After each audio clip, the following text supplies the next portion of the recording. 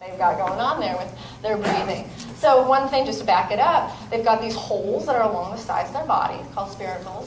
And then from there, there's a whole suite of tubes, and those are the tracheae that you're seeing. And they branch upon branch upon branch that's there to the point that they're kind of feeding almost every cell that's within the body with oxygen, of course, then removing the CO2.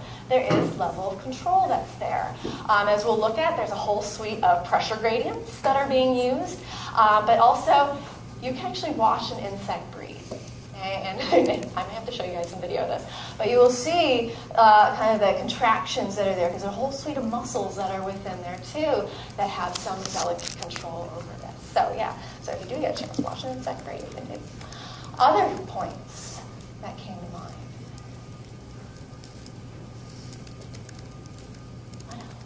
Yeah? Compare organs to species, maybe anatomy is more relevant, physiology defines the organ. Okay, interesting. So as we look at this, yeah, we've got all these lovely organs here, but they're really different, all right? But the theme is the same. It's respiration, and that they're doing what, as we've said, a lot of creatures have to do. They need to take in oxygen. They're going to make waste, and they're going to be breathing out CO2. So that's a really good point. How we're defining this is going to be more about, yeah, the systems. I mean, I'm not going to have you guys know all the details of the insect, anatomy, but the theme is the same. They need to do this gas exchange. We're also looking at creatures here that have a challenge. In that they're on land. All right, we're looking at a land snail. We're on land. This is a flea that's on land.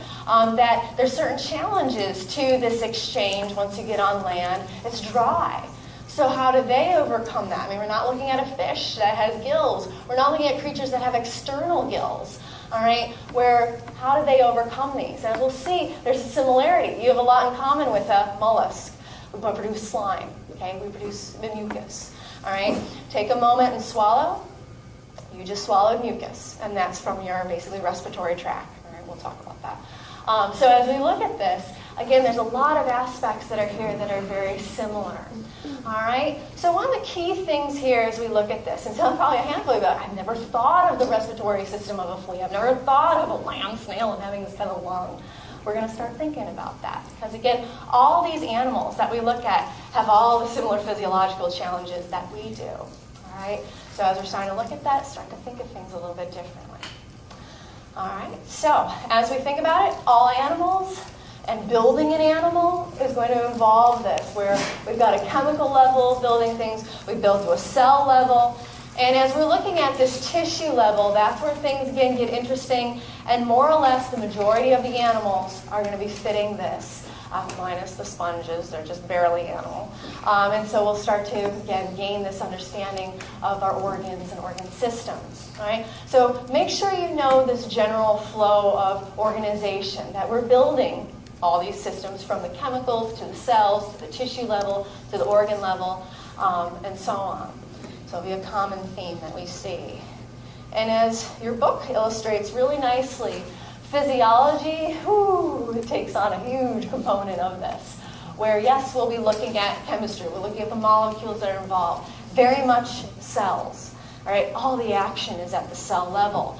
But of course, we'll get a bigger perspective of things from the tissues to the organs and obviously to the organ systems.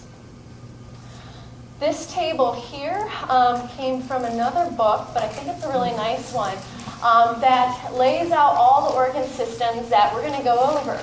Now, I'm not asking you to memorize this table at this moment, but I definitely feel as though you should look at it and understand the organ systems and what's all involved and some general function of them. You'll be happy to look at this as we start to get into the details, the nitty-gritty details of all these. So it's a good one to just kind of start out with as you start to get an idea of what we're going to cover in this course. All right? So questions before we move on. All right, so let's wrap up kind of our classification aspect of where we're at in the whole scheme of things. So as I mentioned, okay, we are animals. But if we start to narrow it down a little bit more, you are part of the phylum Chordata. And Chordata is a really interesting group, and that this includes, of course, us, and classically what we think of in relation to us, other vertebrates. But it also includes things like sea squirts, or this little lovely creature there called Amphioxus. This happens to be something called sea pork. And yes, it is a chordate. It's very odd, gross looking thing. But we are going to focus more on our own kind of grouping within chordata, the vertebrates. But if we just look at chordata in general, these are the key characters that at some point in their development they have. Now they may lose it somewhere along the way, but they've had this. So we have all had these things. A notochord. All right, so a notochord is a structure that is actually protecting the other thing that's here below it, the dorsal hollow nerve cord. So in us, our notochord has become our vertebrae, and any other vertebrate has this feature. All right, the dorsal hollow nerve cord is what becomes your spinal cord. All right, so as we'll look at this is something that's an interesting feature in that if we start to look at some invertebrates, we're going to notice that their nerve cord is actually ventral. All right, so we'll start to see some differences in that respect. We have pharyngeal pouches. This is very obvious as we start to look at you as a developing embryo, and that you look a lot like a fish, all right? And that you have little gill slits that are there, and eventually those get modified as parts of your inner ear and so on. But that these little slits are there, these are pharyngeal pouches. And then a post-anal tail, right? These are usually characteristics that we include with chordata. Now, we will spend time looking at chordata, particularly the vertebrates, but just to give some highlight as to what else is going on in the world. As you'll notice, as we look at this, the diversity is not there when it comes to our piece of the pie. Here we've got some of the chordata, we are the mammals. All right, how cute is that? Just this little sliver. And then here, oh yeah, all the invertebrates. So part of our story of this class is we're not going to just focus in on that little switch there. We're going to try to embrace all these other creatures as well. Also, chordata, they're kind of hideous. I don't know. But invertebrates, so cute. All right, so we're going to try to embrace and get some appreciation for this 97% of our diversity, all right? So yes, we are humans, we're animals, all that, and yeah, we'll get to know ourselves, but I want to make sure we've got a good balance of some of these other creatures, all right? Okay, so let's make sure we understand what makes a mammal a mammal. So as we look at this, mammal, think mammary glands, all right, for milk production, we'll talk more about that. Hair, facial muscles, actually the whole aspect of some of our expressions, all that lovely suite of facial muscles. Heterodont teeth, if you look at a lizard's teeth, they're all the same. They're quite homogeneous. You feel around your own mouth, you can tell there's definitely different shapes in there. External ears, and then as I mentioned ears before, ear ossicles. These are your tiny little ear bones that you have, your malleus, your stapes, and so on, incus. So 3 ear ossicles. And 7 cervical vertebrae. So as we look at that horse, for example, comparing that with the human, even though the horse is huge, there's actually a similar number of vertebrae that are there in its neck, so cervical vertebrae. Same if I was looking at a giraffe. Now, anytime I'm going over this stuff, sure, there's going to be little exceptions here and there. But for the most part, as we look at it, 7 cervical vertebrae is what we see with mammals. Do you guys know some of the exceptions? Oh, no. How about this cutie? What's that? Sloths. All right. Sloths are just cute, but they're weird. All right. In that 2- and 3-toed sloths have a variable aspect of their vertebrae. So the 2-toed sloth can have between 5 to 7 cervical vertebrae. Meanwhile, the 3-toed sloth somewhere around 7 to 9. When we look at birds or reptiles, their numbers in terms of their cervical vertebrae can be something from like 13 to 25. So as we kind of look at the mammal aspect, usually we look at this token 7 cervical vertebrae as kind of the norm. As we look at, of course, going down and getting a little bit more specific, of course, we're part of the primates. So again, we've shared this with the apes, the monkeys, and some of the key characteristics here, of course, are opposable thumb. So allowing us to grasp, manipulate, tool use, all that. Also, we're going to get into talking about vision. So we've got this stereoscopic vision that's there. We can get depth perception. And as we're going to talk about, we also have a trichromatic color vision that's there. So thanks to our 3 cones. We're going to spend some time looking at other creatures because other creatures will blow us out of the water in terms of the number of cones they own and the colors they can perceive. So we'll talk about that as we get into the sensories. All right, so again, taking a look at somebody here that, again, you can see some of the similarities with your own skeletal structure. This is actually a holler monkey. So as we go in and looking at the final kind of piece of our classification of the Hominidae, the family that we are part of, again, this is all the great apes that are there. And you start to think about the things that are connected with them, particularly, of course, what makes us kind of connected. We look at the genetic material, but also some of the behavioral aspects as well, large brains, and so on. So, good to kind of know where your classification is as we start to explore this a little bit further. What we're going to do for a good part of the course is obviously exploring ourselves. So getting to know a little bit more about, okay, well, what makes you a human in terms of some of your own anatomy and physiology. And so that's what we'll explore a little bit more as we dig into the course. All right, so we're going to switch gears now. We finished up kind of our classification aspect. And what we're going to do next is get into the really main themes of physiology. And then we'll dig into a little bit more. So as you guys stare at this, and I know you're probably looking at like, what is this? These are a suite of cells, and they're organized in different ways. And so as you stare at these cells, so for example, we've got the simple that's up there, and then we've got the stratified.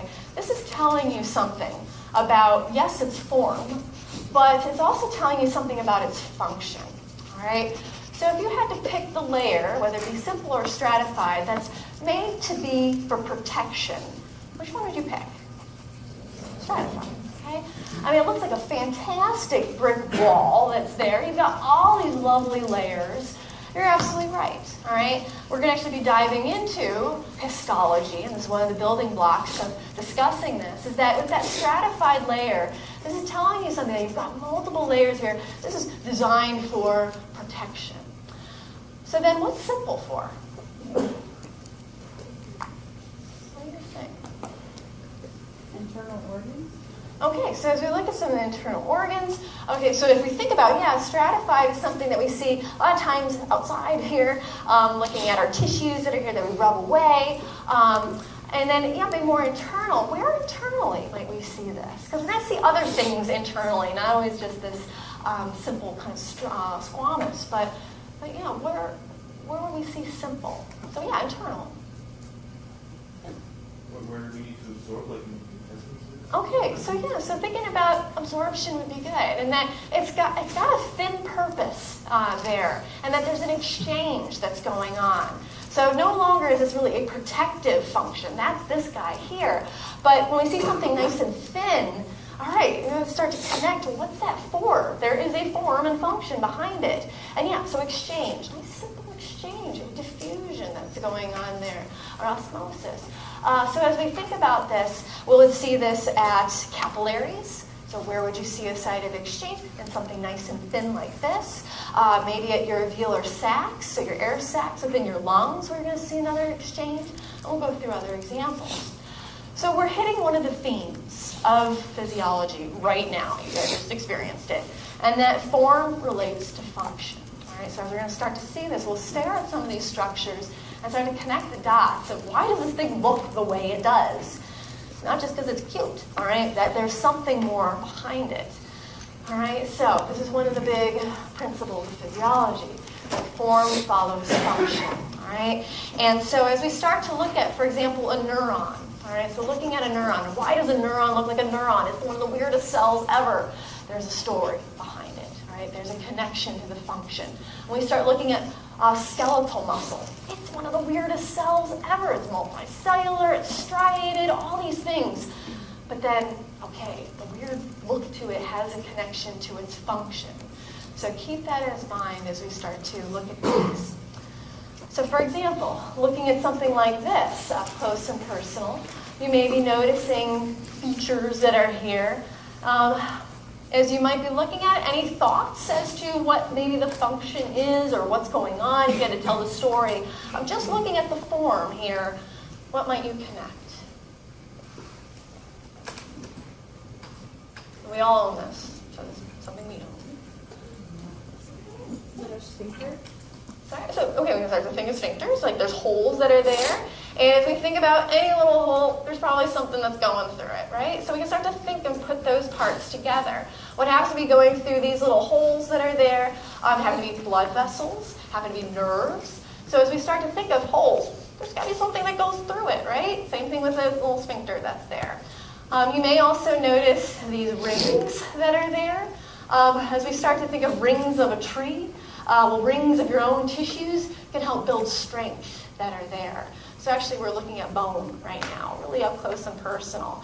We can look at it from another view here of, again, holes that are there, blood vessels running through and nerves, and almost rings like a tree that are there. And as we start to look at this, we can start to think strength, all right? As we start to look at your blood vessels, this is just one of the coolest images ever, and that this is removing everything. I mean, the bone, skin, you name it, and just leaving the arteries. Okay? And imagine, this is your hand. There's nothing skeletal there, but it's still a hand, but that's all the arteries there. All right? And what does that tell you about the form and the function connection? All right? Getting all this important fluids, medium, blood, carrying hormones, nutrients, etc., to your body, including that wonderful brain there. All right? And we happen to do this with a shark and a bunny, but it gives you that idea, all right? Again, yeah, a lot of connections there, a lot of highways. As I was mentioning before, neurons, all right? This is a section from the hippocampus. And again, thinking of the networks that are there, they're helping you build memory. Okay? So, another major theme, and we're going to start this out and then finish it up a little bit more next time, is homeostasis. So as you're going to probably hear this, we're going to use this word a lot. As we break it down, homeo, talking about constant, the same. Stasis refers to steady. All right, so what we're looking at is maintaining a steady internal state. Meanwhile, yes, there may be very different external things happening. And here's another key thing, is that it's going to be at different levels. All right, in that your body is, okay, we've got the outside, we've got the inside, but then if you go inside, you're going to start to notice you have all different kind of fluid compartments. You have what we say intracellular, and then you also have extracellular. We'll define those a little bit more, but that's part of this kind of balance that we're going to be looking at. All right, so we think of it as a dynamic balance across these materials, and here we're looking at basically a very narrow range of flex. Internally that we're having. So a steady state that's there.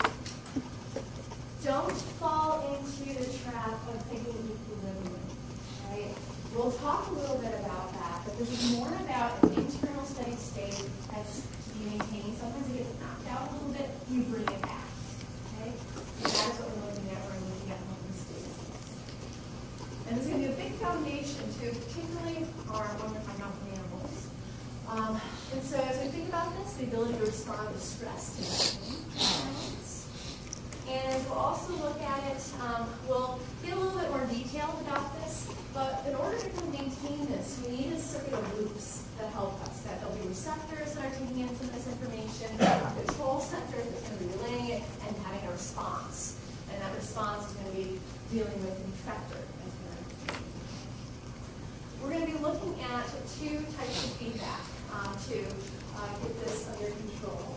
And so we're going to be looking at positive and negative feedback, right? As we talk about regulating aspects of homeostasis. When we're talking about regulating it, mainly we're going to talk about negative feedback. It's common, and again, we'll bring it up a lot. So this particular image from your book illustrates one of the things that physiologists really love to do. We love learning things. And maybe one of these things that you may do as you start to study and connect, but as we start to talk about various hormones, how are they regulating, we're homeostasis right now, we'll be writing out maps to connect. All right, when your blood glucose drops, all right, what is the signal that's going on there, who's it talking to, what's going to be the effect, and so on. These are some of the ways in which we draw it out. But again, as we're looking at this is telling you about, yeah, within that organism, maintaining homeostasis, there may be a change internally. Maybe a change internally that's knocked it out of that steady state, and now it compensates. And it's been a very nice thing, especially in the male world, to have us explain illness and disease. You're not able to